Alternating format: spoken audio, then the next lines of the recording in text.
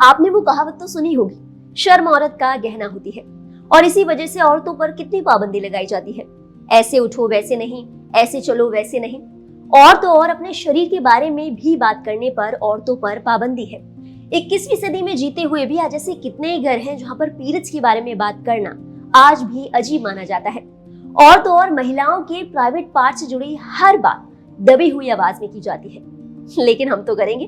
तो चलिए आज बात करते हैं फीमेल के इंटीमेट एरिया से जुड़ी वो 5 चीजों के बारे में, जिनके बारे में ना केवल एक फीमेल बल्कि मेल पार्टनर को भी पता होना चाहिए।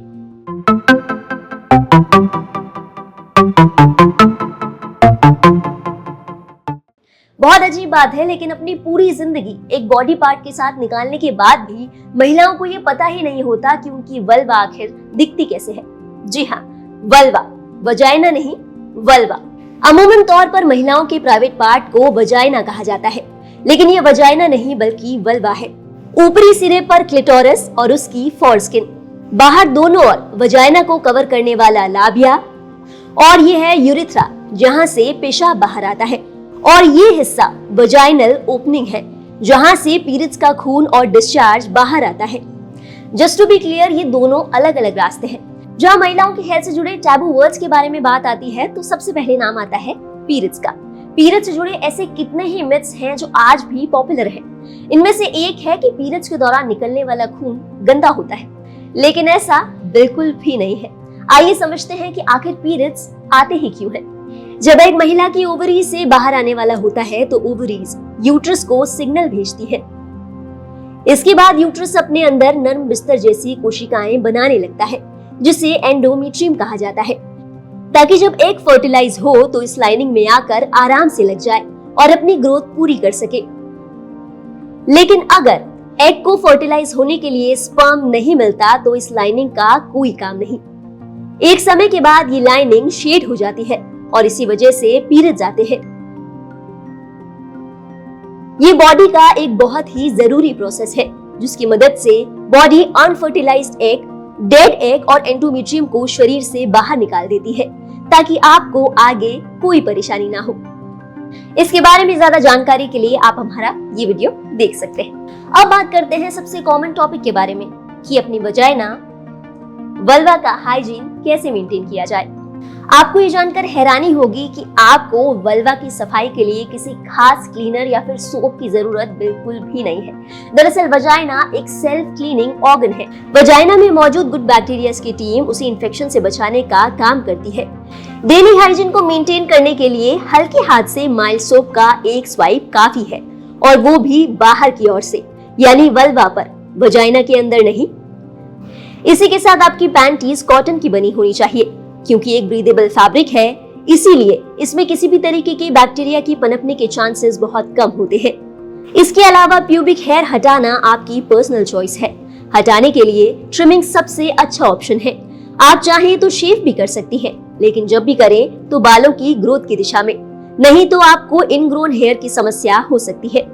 आप चाहें तो वैक्स भी कर सकती हैं, लेकिन ध्यान रखें कि वल्वा की स्किन एक्स्ट्रा सेंसिटिव होती है, इसलिए इस दौरान एक्स्ट्रा केयर करें, नहीं तो इन्फेक्शन के लिए तैयार रहें। इसके बारे में ज्यादा जानकारी के लिए आप हमारा ये वीडियो देख सकते हैं, लिंक डिस्क्रिप्शन बॉक्स में है। तीसरा है वल्वा की ग्रूमिंग। मार्केट में ऐसे कई प्रोडक्ट्स मौजूद हैं जो कि दावा करते हैं कि उनके उपयोग से आपकी वल्वा पहले से ज्यादा गोरी और पिंक हो जाएगी।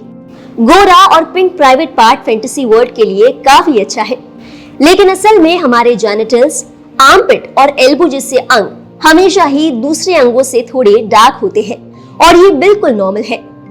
तो वल्वा को गोरा करने के लिए आपको किसी भी केमिकल बेस्ड क्रीम या फिर कोई और प्रोडक्ट यूज करने की जरूरत बिल्कुल भी नहीं है, और ये बात आपके पार्टनर को भी समझनी चाहिए।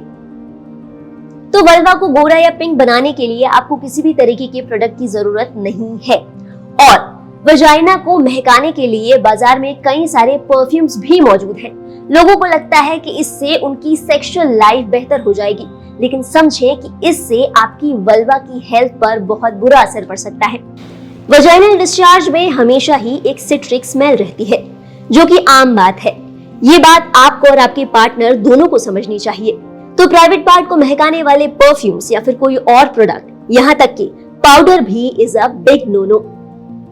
कई महिलाएं वजाइना से निकलने वाले डिस्चार्ज को लेकर भी परेशान रहती है। इसे ल्यूकोरिया कहा जाता है। वो समझती हैं कि ये कोई बीमारी है, जबकि असल में ल्यूकोरिया कोई बीमारी नहीं बल्कि आपकी वजाइना से निकलने वाले डिस्चार्ज को ही ल्यूकोरिया कहा जाता है। वजाइनल डिस्चार्ज आपकी वल्वा को क्लीन करने के लिए बॉडी का एक नेचुरल मैकेनिज्म है, लेकिन ध्यान रखें, अगर आपके वजाइनल डिस्चार्ज से बहुत तेज बदबू आ रही है और उसका रंग एकदम बदल गया है, जैसे कि पीला, हरा या फिर फटे हुए दही जैसा, इसी के साथ आपको खुजली और जलन की भी प्रॉब्लम है, तो हो सकता है कि आपको वजाइनल इन्फेक्शन हुआ हो और इसके बारे में आपको जल्द से जल्द डॉक्टर से बात करनी चाहिए।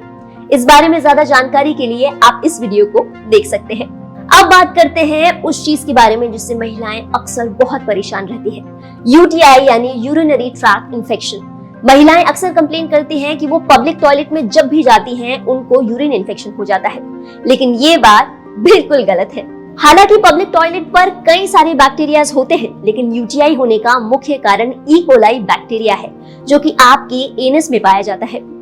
इससे छुटकारा पाने का सबसे अच्छा तरीका ये है कि जब भी आप अपने जेनिटल एरिया को टिश्यू पेपर से क्लीन करें तो पीछे से आगे नहीं बल्कि आगे से पीछे की तरफ साफ करें, ताकि ये बैक्टीरिया आपके एनस से निकलकर यूरिथ्रा में ना पहुंचने पाए।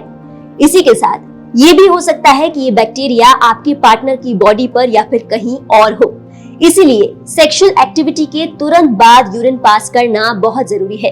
यह आपको न केवल यूटीआई बल्कि कई सारे दूसरे इन्फेक्शन से भी बचाएगा। And don't worry, sexual activity के बाद यूरिन पास करने का स्पर्म्स की स्पीड पर कोई फर्क नहीं पड़ेगा।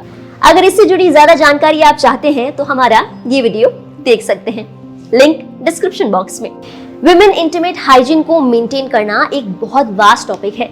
आज हमने सिर्फ 5 ही टॉपिक्स कवर किए हैं, लेकिन आप इस बात को ध्यान रखें कि आपकी वजाइना, आपकी वल्वा में होने वाला छोटे से छोटा डिफरेंस भी किसी बीमारी की ओर इशारा कर सकता है। तो बहुत जरूरी है कि आप साल में कम से कम एक बार गायनोकोलॉजिस्ट के पास रेगुलर चेकअप के लिए जाएं। इसी के साथ जब भी आप अपने पार्टनर के साथ सेक्सुअली इन्वॉल्व हो रहे हैं, कोशिश करें कि आप प्रोटेक्टेड सेक्स को ही प्रेफर करें, तब भी जब आपको आपके पार्टनर की सेक्सुअल हिस्ट्री के बारे में पूरी तरीके से जानकारी मौजूद हो। ध्यान रखें, प्रोटेक्शन का इस्तेमाल आपको न केवल अनचाही प्रेगनेंसी से बचाता है बल्कि कई तरीके के इन्फेक्शंस, खास तौर पर एसटीआई से भी प्रोटेक्ट करता है। महिलाओं में पाए जाने वाले दूसरे सबसे आम कैंसर यानी सर्वाइकल कैंसर के लिए एचपीवी नाम के एसटीआई को मुख्य कारण माना जाता है। एक सर्वे की माने तो इसी कैंसर की वजह से भारत में हर 7 से 8 मिनट में एक लड़की को अपनी जान से हाथ धोना पड़ता है।